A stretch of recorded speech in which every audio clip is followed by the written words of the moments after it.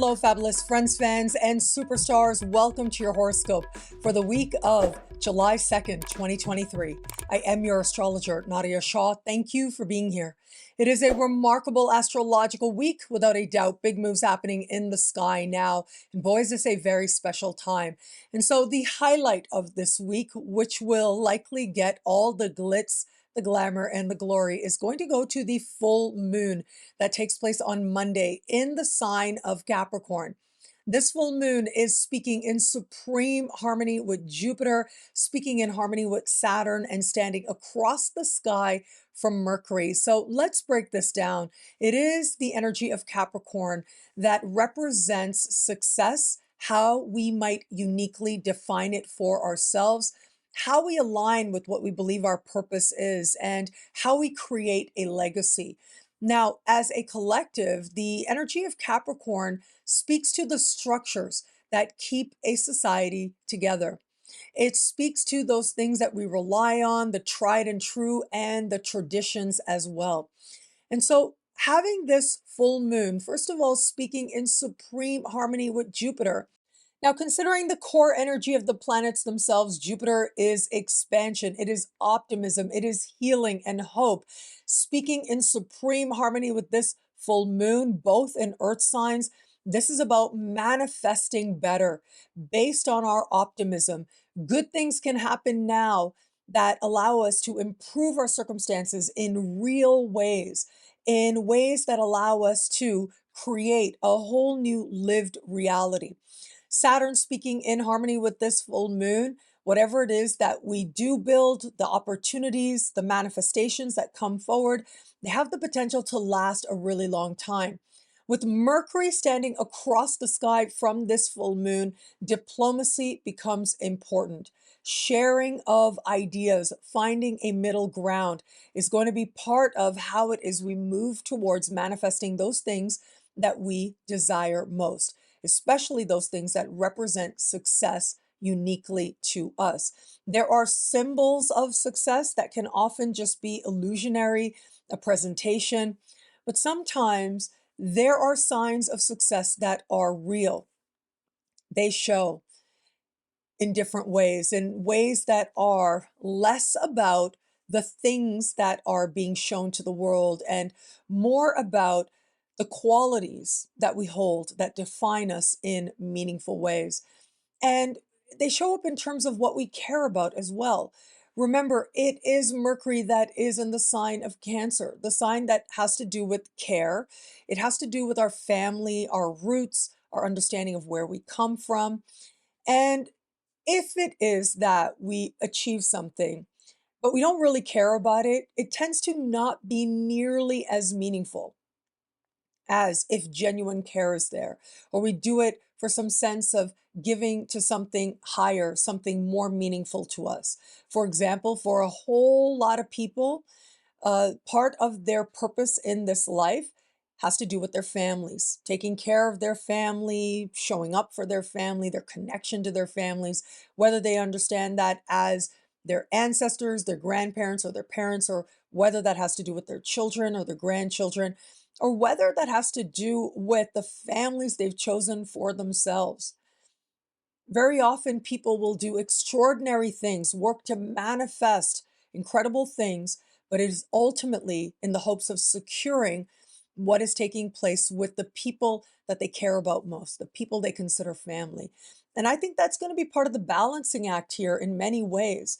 As much as we might feel good about the successes that we reach for now, it has to mean something in a deeper, more emotional sense for us to really go for what it is that we're wanting now. As a collective, we're likely to see some sort of an affirmation, if you will, that certain economic policies were really good, they paid off, they were a success. It's also possible now, like I said, tradition is here, and tradition being a more successful model. But of course, tradition is as you define it, and also where it was created, what it comes from.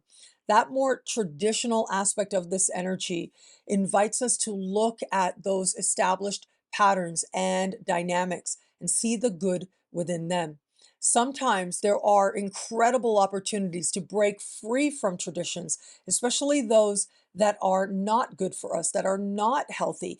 And we've got some of that energy on offer this week as well, especially as we navigate to Friday. On Friday, Mercury, that was connected to that full moon early in the week, will be speaking in harmony with Uranus. I love this energy for us. Now, whenever I see Mercury sextile Uranus, to me, this adds up to good news. That's what it is. It's good news finding us. Depending on where that Mercury is in your given chart, depending on your sign, will say something about what area of life will likely feel blessed by the good news that arises now. And so this is Mercury in Cancer, having to do with, again, it's a very traditional sign that Capricorn Cancer axis can be very traditional, but Cancerian energy is about care and care for each other and the different ways we do that.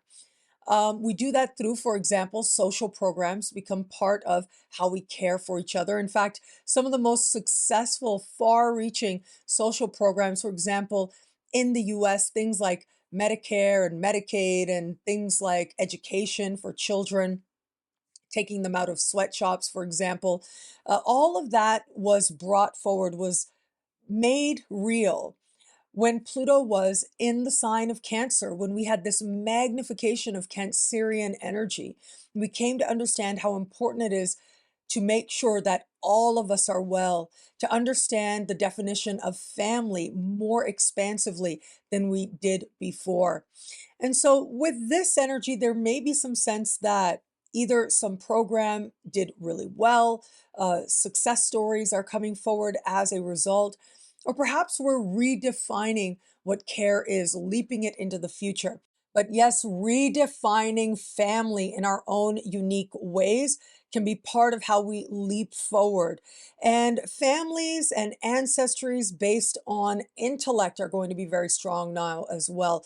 I remember having this realization way back in the day that as an astrologer, every astrologer that has ever been, the greats, but also those who maybe didn't publish books or launch new systems of astrology, but practiced astrologies at their tables for their friends. All of these astrologers that have been in all their given contexts really are ancestors to the astrologers today, that our practice unites us and in some way makes us family. I had the realization that there are also intellectual ancestors as well, political ancestors as well. If you feel like you resonate very strongly with a particular political world view or intellectual world view, well, you become part of that legacy simply by tapping into that wisdom, resonating with it, and in your own way, to the best of your ability, living it. It is this energy of Mercury sextile Uranus that invites us to redefine ancestry, but also to experience good news, to experience reward as a result. Now, another area of the sky, another sign that is lit up this week has to do with the sign of Leo. Of course, Leo energy is coming into full view more and more. And that is partly because we do have Venus now in shadow, but still in the early part of the larger Venus retrograde season. Venus is now walking the path that she will eventually retrograde over once she does go retrograde on the 23rd of July and right to the 4th of September. And so this is where awarenesses, lessons, insights start to arise. Things arise that chances are we'll be working on and seeing differently as we navigate this time forward. And for us now, right out of the gate, Venus is going to be speaking in a conversation of tension with Uranus. It is Venus in that heart oriented part of the sky having to do with love, pure hearts, and loyalty. What are we loyal to and why? And is it good for us or not? I think fixed signs in general have that measure of loyalty to them. But the thing is, it is wisdom that allows us to be mindful to choose and to understand that our loyalty is valuable. It should be well placed in a place that will feel as if it fuels, it strengthens that loyalty that much more instead of challenges it. Well, this is a challenging energy. I do want to be straightforward with you. And a lot of this orients around the truth of what is in our heart, what our hearts really want, and the truth about who we're loyal to, but who's also loyal to us and how we feel about it. Now, on a very immediate level, this is about romantic surprises going very wrong. Okay. So if you have any of that planned, I would put that aside. And I know I've been asked a lot of questions about Venus retrograde season, and I've got lots of little videos that are going to be coming up in the days ahead to answer some of your questions. But with this energy, I know I've been telling you, Venus square Uranus is a key characteristic of this time. This is definitely a time to stay away from, to not participate in things like cosmetic procedures, for example, or, brand new, radically different hairstyles than you've known before, just because we can have all kinds of really erratic results. And this is one of those moments where, because we're in a shadow period as well, the likelihood of not only erratic results, but also whatever we do, we have to have revised in some way, becomes very possible, especially as we start moving towards the end of August. That is when Venus will return to where she is right now, but she'll be retrograde at that time. And then in September, with Venus newly direct, she's going to return to where she is right now as well. So you can see, if you choose to partake in any of that kind of stuff, you enjoy it, have at it, make your choices, feel good about it. That's great. Just know that chances are you'll be revisiting those choices. Where it comes to celebrating your unique beauty, love choices as well, I think of Venus retrograde season because, remember, all of the cycles of the universe, they have their wisdom. They have something to teach us, and they happen for a higher, more loving reason, even if we can't necessarily see that in the moment. It's all part of our growth and ultimately part of helping us to understand what is the energy of the divine or God or love or wisdom or whatever you want to call it, and how it is that we can embody it that much more. And all of us are on this journey in our own unique ways, every single one of us, as part of the mystery. And I know some people, they make it hard to see it, right? Some people, you see them on their journey, and it really seems like they are very far off that path. But yes, we're on different places. It's important not to judge. That's also a sign of being further along that journey towards the greater embodiment of love and wisdom. Now, having said that, wow, is this either a breakthrough or a moment of truth, a moment of honesty? Venus retrograde season is about seeking inner love.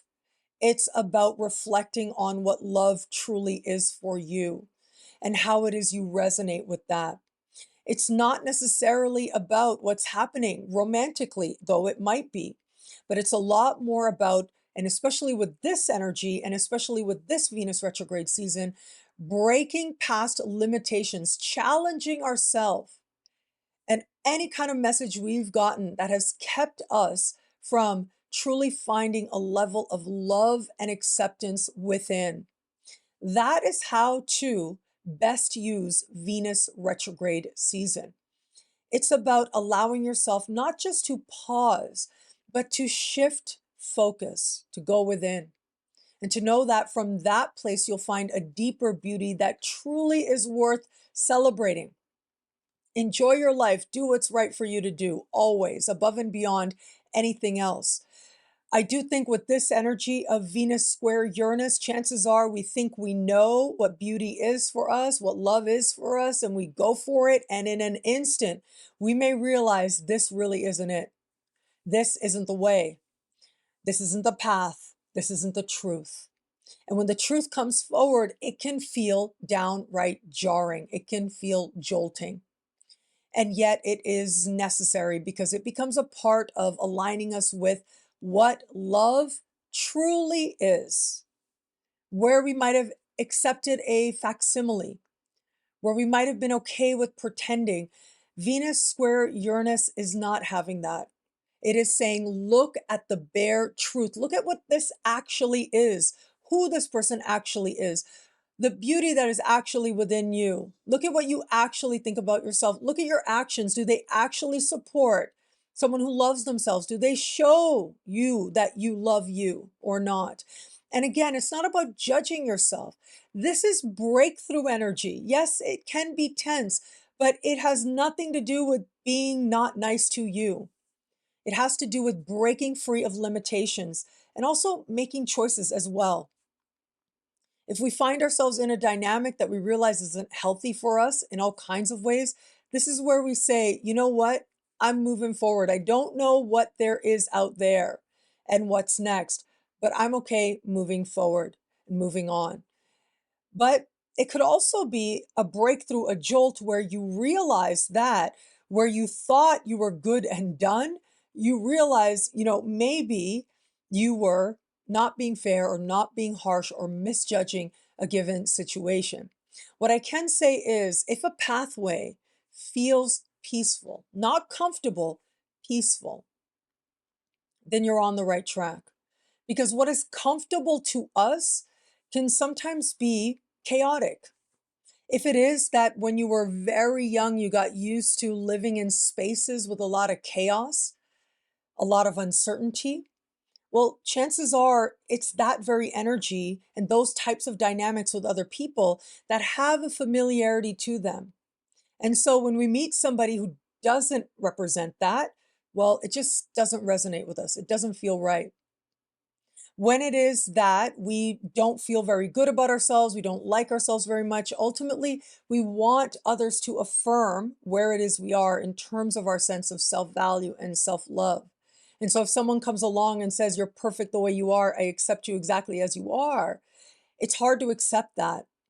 It's like we just don't feel attracted to them or we don't feel the energy that radiates us towards them or pulls us towards them, but rather it's the person who isn't saying that that ends up being more desirable or attractive or sexy to us in some way. And if any of that has been you at any time in the past or in a present dynamic, I think you are going to see it in an instant.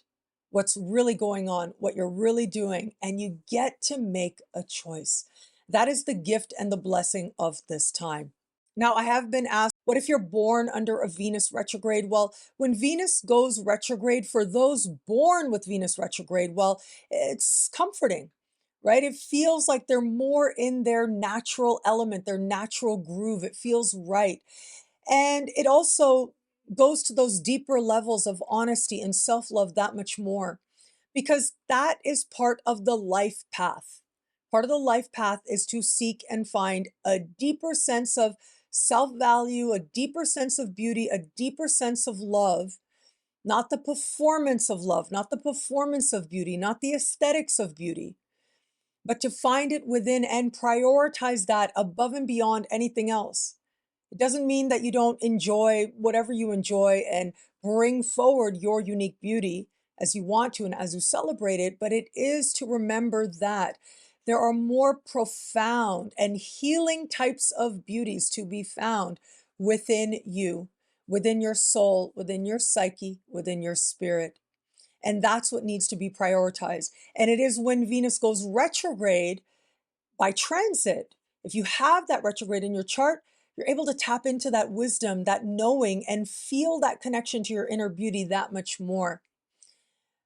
But normally, in a normal circumstance, and one of the really textbook, cookbook ways of understanding Venus retrograde people born under a Venus retrograde is that they have a lot of self-doubt. They don't believe in their lovability. They don't see their own beauty. But I think that that might be just about everyone, right? In our world, if we allow it, we can allow ourselves to get very caught up in images that are ultimately illusions. And we can get caught up in associating our worth with how others judge our appearance. And there's no peace in that pathway. On Thursday, we are focusing on Leo energy, but differently. And that is because Mars is still in the sign of Leo, is going to change signs next week. I'll be here to talk about it every step of the way. But for now, as Mars starts moving through the later degrees of the sign of Leo, we'll connect with Neptune in a type of conversation that astrologers call a quincunx. This connection will perfect on Thursday, but I think in some ways, it'll be kind of under the surface. We'll feel it coming. And that's how quincunxes, and even Neptune as well, that's how they often work. Quincunxes, the way I've found that they tend to be experienced is the energy may have been playing out for a little while, and then we become aware rather quickly, like, oh, this is what's really going on, or this is what I'm really feeling. These are the dynamics really taking place. And as we reach that place of realization, and sometimes that realization can feel surprising, but chances are it relates to a person, place, thing, or situation that's been ongoing. It isn't something that just pops up, but rather it's been under the surface. And now, in an instant, what pops up is our realization. But then with that comes resolution very quickly as well. And that is part of the promise of Mars quincunx Neptune. Now, I see this as feeling disillusionment, possibly, uncomfortable, possibly. But more than that, this is ambivalent. It's disappointing, sure, confusing as well. But it's a sense of, okay, things are not ideal, things are not idealistic. It feels as if things are impermanent.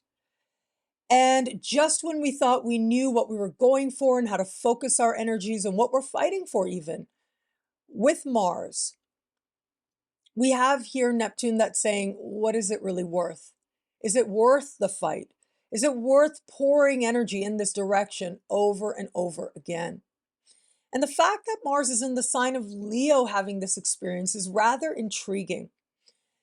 Venus and Mars are very different energies, but in many ways they are counterparts to each other. Mythologically, certainly, the cosmic lovers, constantly drawn to each other again and again in mythology. In fact, there are so many stories of Venus in committed relationships, and Mars comes along and she just can't resist. She just can't hold back. Mars going to Venus again and again, needing more of that connection. Together, they create a certain electricity that is palatable.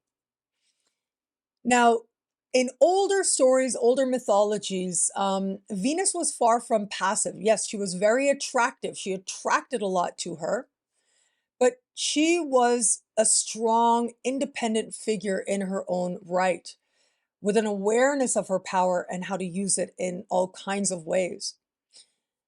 Mars took a lot more time to understand the higher expression of his gifts, of his power. Because as a child, he was thoughtless, he could be ruthless, he could be very cruel, he could be very mean. He hurt a lot of other deities as part of the stories we have of him. But it was when he got older that he understood that his power, one of his superpowers, is emotional control. It is focus. And so together, these planets, well, they're not at odds, but in many ways, they complement each other powerfully. And so both of them are in the sign of Leo. It is this energy of openness and worthiness of Venus that is connecting us to heart, but it's also the energy of knowing that there's something within us worth fighting for, and to harness our sense of focus, our emotional wisdom, in order to align with heart that much more. That sometimes aligning with heart isn't our default. Sometimes aligning with heart takes work. It takes effort, it takes focus, and it takes emotional control. Now, we find that emotional control in different ways. We find it by feeling it. I don't think we find it by saying it doesn't exist. If you're sad, if you're disappointed, I don't think there's a lot of value in saying, I'm not sad, I'm not disappointed, everything's okay. There's a lot more value in saying, why am I sad? Why am I disappointed? And learning from that emotion. That is the pathway towards spiritual learning. And that becomes a pathway towards an authentic sense of aligning our energy with wisdom. Instead of this, false kind of what they call white knuckling it, right? That willpower will only get you so far. Ultimately, those deeper issues, those deeper emotions, they will only get stronger and stronger if you deny that they are there. This energy of Mars quincunx Neptune is say, feel it already.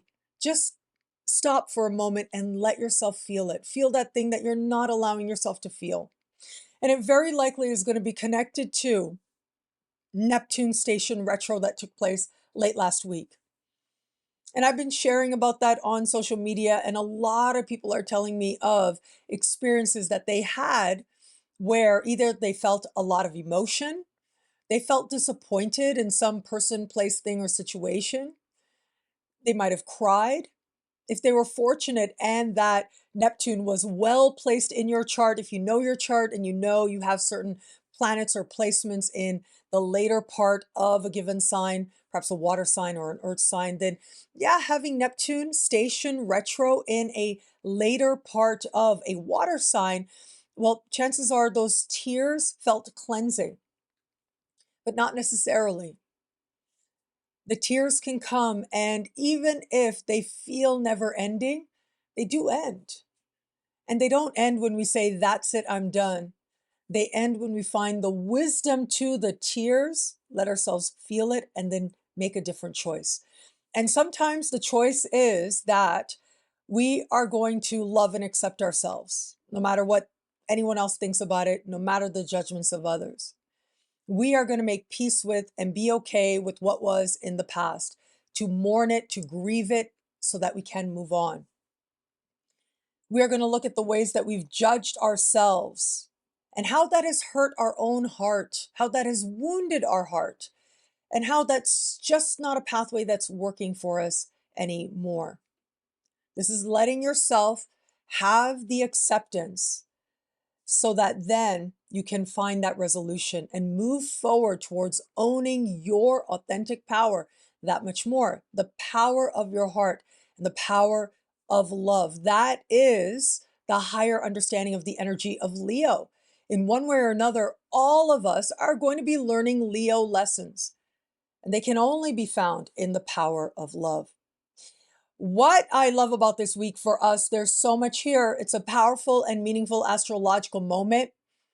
It's a big week. It's an important week. I love that full moon. Okay, that is the star of the show. I said glitz, glamour, glory. This is it. Even though it's in earth signs that can be very studious, not necessarily given to fantasy, and especially with Saturn in Pisces not given to fantasy, and yet this is a chance to turn a dream into reality. It's a chance to be optimistic about what it is we hope to achieve and to find a pathway to it. In fact, find opportunity pop up for us in some way. Now, if you want to know how this particular full moon speaks to you in your sign, make sure that you're watching the monthly horoscopes here on my YouTube channel. You may want to review that again.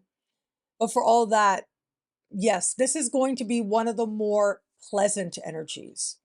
But what is more valuable? Well, maybe it's all valuable.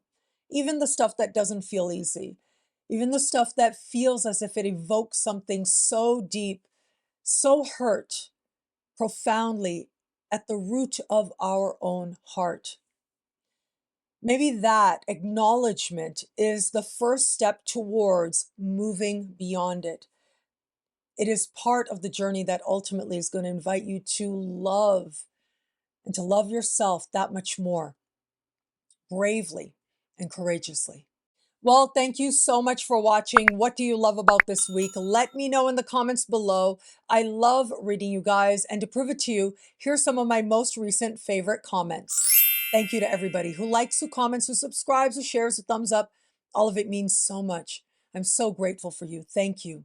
And if you would like to know how all this wonderful stuff this week speaks to you in your sign, log on to NadiyaShahSuperstars.com, where you get expanded, exclusive video scopes each and every week for as low as just $3 a month with Choose Your Membership rate.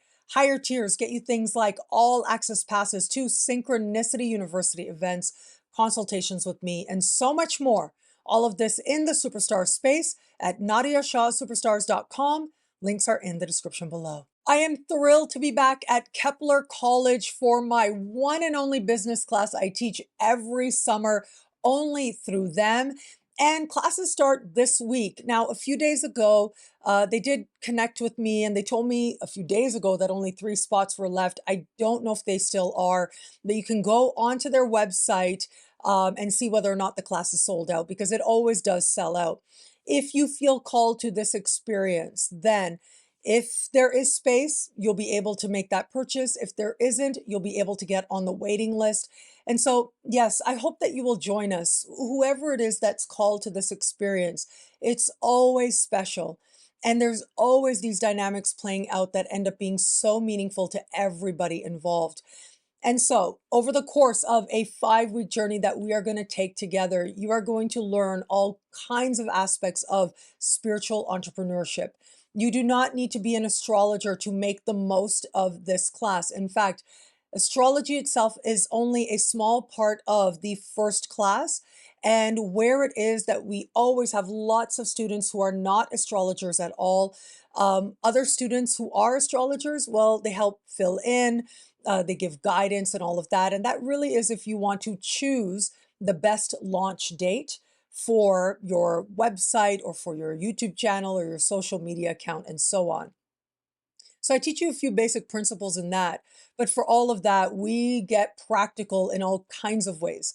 We look at your spiritual journey, your growth, believing in yourself, staying connected to your own power, realizing that really is key. Even if you don't know what your message is, just knowing that you have something to share and you're willing to walk a path to figure out what it is a position of power that no one can get in the way of. We're going to get practical with different video techniques and different platforms and understanding them and all the different ways you make money and monetize as well. So I think this is going to be an incredible experience. Mentorship is a big part of the experience as well. You get lots of one-on-one feedback from me. As much as you give is as much as I'm willing to give as well, as part of this very special experience at Kepler College. And so join me for this once-a-year rare event, YouTube for Astrologers, also called Spiritual Entrepreneurship, only at Kepler College, once a year in the summer. Spots are really limited and classes start this week. Links are in the description below. Synchronicity University has some incredible classes on offer as we start this week. As soon as we have 4th of July, we step right into classes. So I hope that you will join us. We have incredible classes, a 5-week course with the one and only Christopher RENSTROM. We have a 5-week course with the one and only Taylor Schuler as well. And of course, an incredible speaker series. Check out these amazing speakers. We are going to have big dog astrologer Christine Skinner teaching about astro money management. She is a legend. Becca Tarnas is going to help you to understand how to cultivate a relationship with transits to your chart just using an ephemeris, not even relying on an app or a computer screen.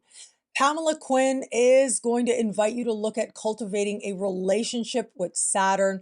It is going to be Janae Jones that's going to help you to understand the Yod formation, a larger configuration in the astrology chart.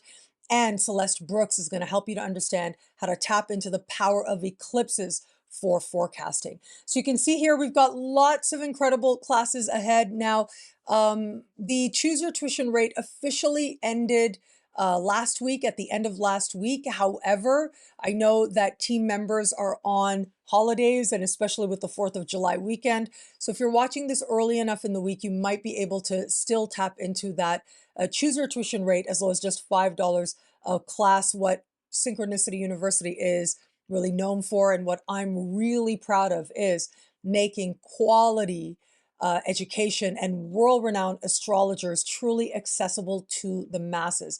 These are incredible learning opportunities, and I hope that you will join us. Your support really makes it possible to offer these classes at these rates, but also your enthusiasm, your love, your presence, all of it. It means so much. Thank you. And thank you so much for being here. Thank you for watching. I am always grateful for it, and I am grateful for you. Thank you again. It'll be a great week. Enjoy.